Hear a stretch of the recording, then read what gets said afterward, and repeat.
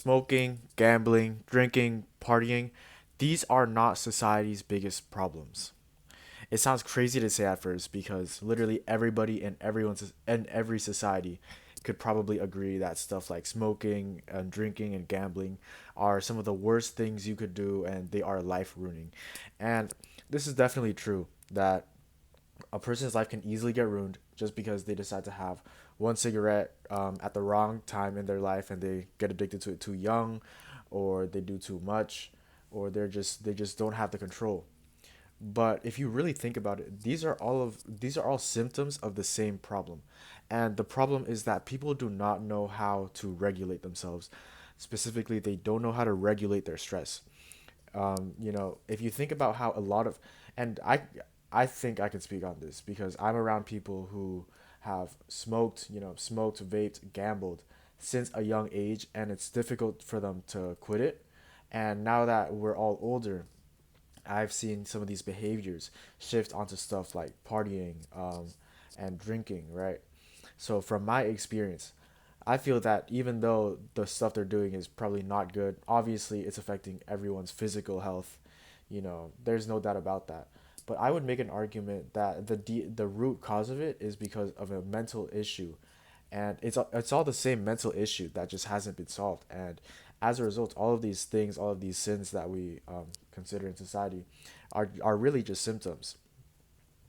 And it all comes down to a lack of regulation, specifically a lack of stress regulation, right? When you think about how people get into this stuff like smoking and drinking, even though there are some people who just got into it for the fuck of it, they really just smoked and they're like, damn, I really like it. Or like they drank and I was like, oh, this alcohol tastes good. A lot of times it's because they don't know how to regulate the stress that gets them to keep going, right? Because personally, I've I haven't vaped or I haven't smoked yet, so I can't speak on that. But drinking, honestly, the alcohol wasn't bad.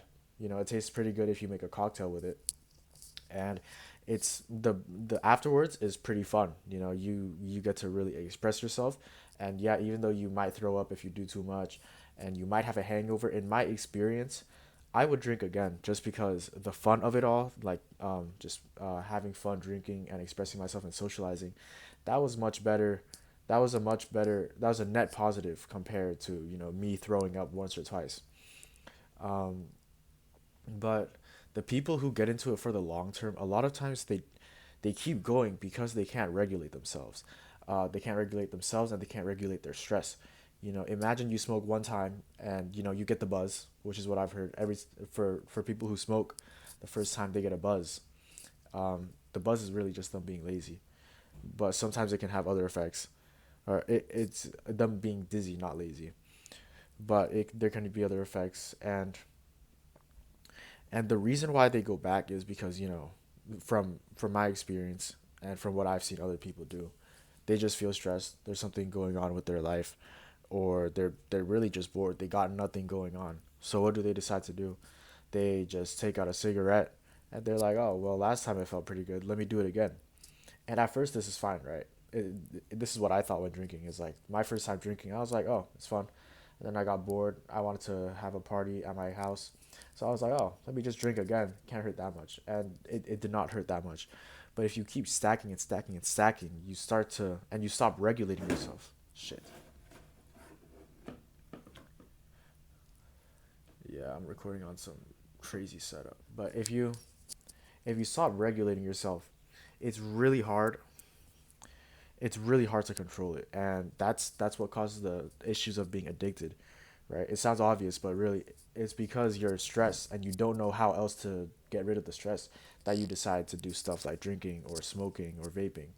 It's because you're so bored in life that you're like, I really have nothing better to do. Let me just drink or smoke my life away. And no one thinks about everyone. The typical advice, especially the advice I've given, is like, dude, think about your future. Think about your mental health. Think about your finances. You're gonna waste so much money drinking. You're not gonna be healthy at all. You're gonna have like popcorn lung. But really, no one thinks about the long term consequences, and it's pretty understandable. What is it worth thinking about the long term consequences all you do is you get scared, and that makes you stressed. And when you get stressed, what do you want to do again? You want to smoke, you want to drink, you want to vape, stuff like that, right? And the core of it is that you we need to develop some better regulation methods, some better regulation techniques in society in general, because right now, as a Gen Z, when I feel stressed, the things I want to do are either doom scroll, go to sleep, or drink and forget about it because I will literally be unable to remember anything, right? And that, in my opinion, that's some pretty bummy thing. Those are some pretty bummy methods. I imagine back then when someone was stressed, they would, I don't know, they would go over to their friend's house and talk it out just because there weren't phones everywhere, or they would go on a trip. I don't know. I mean, we can still do that now. It's just now that there's easier access to vapes, phones, whatever, and literally gambling sites. What is the point of, driving to a friend's house and talking with them when you can literally just open your MacBook and hop on Stake and start gambling and start getting like an adrenaline rush when you win $5, even though you've lost $500 in the past hour, right? It's pretty understandable, and I don't even blame anyone for doing what they do. I used to be the type of person that's like, I can't believe blah blah blah smokes or drinks, like they're doomed, they're cooked. But it's really not about that. It's just a symptom, right? Everyone has problems, and the problems, especially if they're not like the root problem and it's just a symptom, it does not define who they are. One of my role models, he is a chronic, like, he literally told me he needs 2 wine bottles to fall asleep, and he can probably take 10 shots of vodka without feeling much, right? That sounds amazing in a way, but that's also pretty concerning.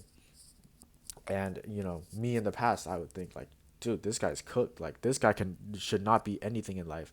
This guy should be homeless on the street. But the reality of it is, he's also a business owner. He has 3 businesses. He is extremely, I mean, obviously he's mature. He's like 50 years old, but he's extremely, how do you say? He's extremely in tune. He helps other people. He's the opposite of what my image of a person who drinks that much would be. And that goes to show that a symptom is just a symptom. And even though that person, he cannot, or like he can, but he has a lot of trouble, like physical trouble, quitting smoking, quitting drinking, quitting vaping. Even though he has these issues, it's like he's still a person, and it's just symptoms.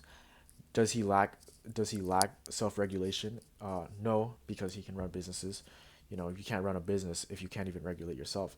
But the issue is, by that point, it's not an issue of just self-regulation, because for young people like me, it is an issue of self-regulation because you're just getting into it. But when you've been doing it for decades and whatever, it would be arrogant to say that you can quit it just from self-regulating. Your body is physically used to it. um, if you don't have a drink, you start feeling like you're going insane. You can't sleep, blah blah blah. I can't imagine what it would be like on nicotine, but all I know is that it's bad, and you can't expect someone to just cold turkey it if they've been doing it for decades. If they can, pretty incredible.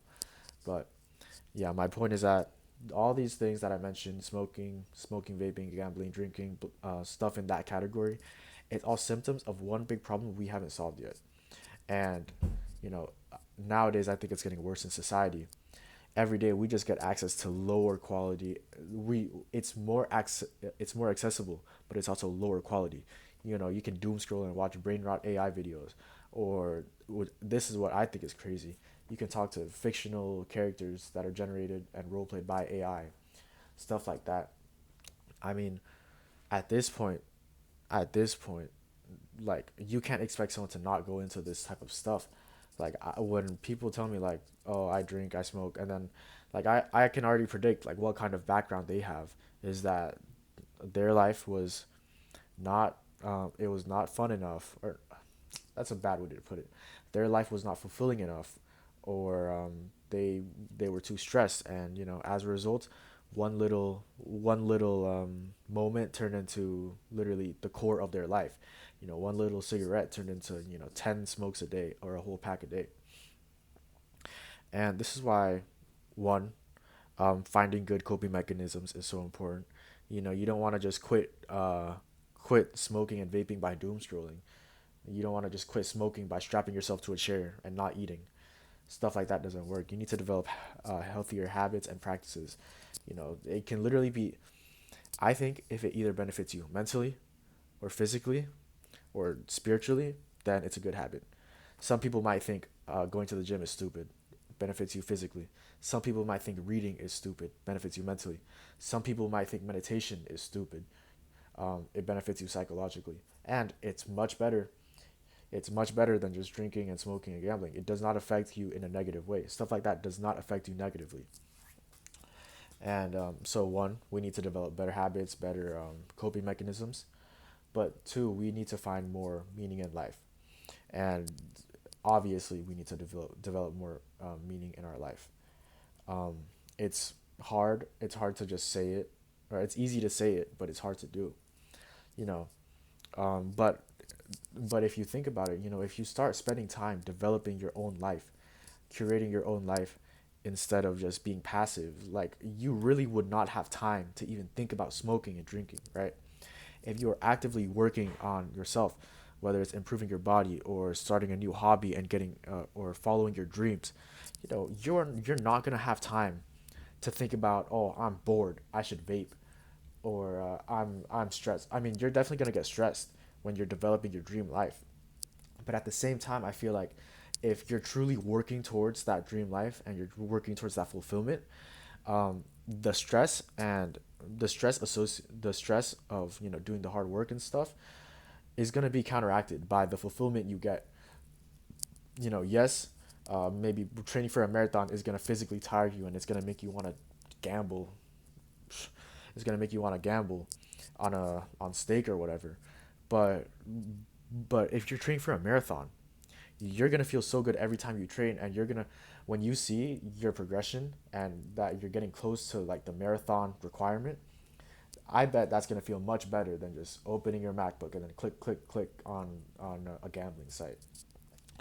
Um, if society can start to do two of those things, I think we could easily solve these symptoms of smoking, gambling, drinking, blah blah blah, and we could solve a lot of individual problems that people have. A lot of mental issues that people have, not mental disorders, but people just not just being sad for the fuck of it. It's something I didn't understand. I used to be sad for the fuck of it until I realized, well, when you don't have a life, then and you don't have any problems, but you also don't feel fulfilled, then guess what? Life is gonna give you some problems to deal with, or actually, your brain's gonna give you some problems to deal with. You know. So I just think if we can start to do that, if we can find fulfillment in our life, um, we can solve so many problems. It doesn't even have to be like all these politicians, all these dudes trying to start some huge movement, trying to enact some huge policy, providing funding for blah blah blah, which is a lot of time ineffective because it doesn't get it doesn't get executed correctly.